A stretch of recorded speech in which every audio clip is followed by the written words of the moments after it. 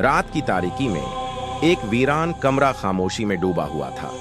Camera Aahista Aahista एक खाली कुर्सी पर फोकस करता है, जहां सिर्फ गरद और वक्त के निशानात नजर आते हैं, जिससे एक पुरअसरार तनाव का एहसास पैदा होता है। ये मंजर एक ऐसी कहानी की इब्तिदा है जो वक्त और हकीकत की हुदूद से मावरा है। कमरे की खिड़की के पास एक तन्हा नौजवान बैठा है। उसकी आंखें बाहर बरसती बारिश पर जमी हैं। इसके चेहरे पर गहरी उदासी के तासरात हैं, जैसे वो किसी खोई हुई याद के सहारे जी रहा हो।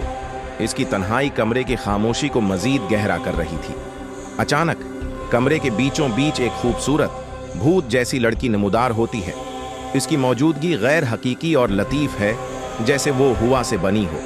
वो नौजवान को एक नर्म हमदर्दाना नजर से देखती है और उसकी आंखों में एक पुरानी शनासाई का एहसास है।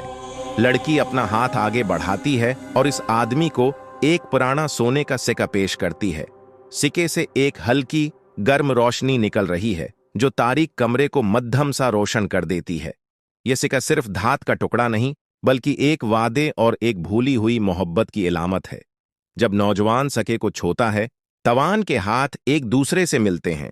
ये एक नर्म नाजिक लम्हा है, लेकिन इसमें खुशी के बजाय एक गहरा गम छिपा है। उनके दरमियान एक बेचैन रोमांस है जो वक्त की जंजीरों में जकड़ा हुआ है। मंजर अचानक बदलता है। लड़की के चेहरे पर उदासी छा जाती है और उसका वजूद शफ्फाफ होने लगता है। ये राज का इंकिशाफ है कि वो दोनों एक साथ नहीं रह सकते, क्योंकि वो दो मुख्तलिफ जहानों से ताल्लुक रखते हैं। उसका वजूद धंधला रहा है, जैसे एक ख्वाब टूट रहा हो। आखिरकार लड़की मुकम्मल तौर पर गायब हो जाती है और इस नौजवान को एक बार फिर तारीक कमरे में अकेला छोड़ जाती है। उसके हाथ में अब वो सोने का सिक्का है, लेकिन उसकी रोशनी बुझ चुकी है, बिल्कुल उसकी उम्मीदों की तरह। ये एक ऐसी मोहब्बत की कहानी है जो शुरू होने से पहले ही खत्म हो गई।